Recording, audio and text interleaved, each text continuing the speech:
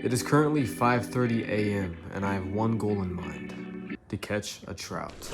Welcome to day 2 of my Yosemite vlog series.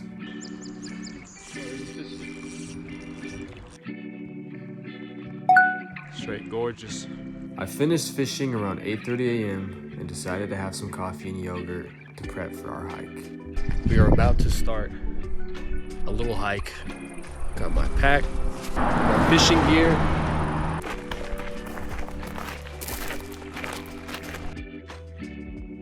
Two and a half in.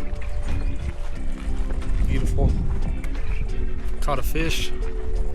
Now we're working towards this other bend of the river.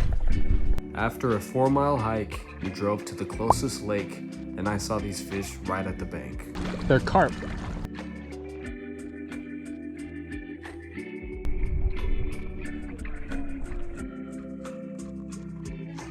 After the lake, we scavenged the area for some extra firewood. After, I barbecued us dinner for the night as we enjoyed the beautiful sunset.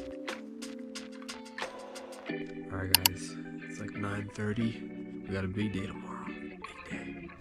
Gonna hit the sack. We'll see you guys in tomorrow's vlog. Peace.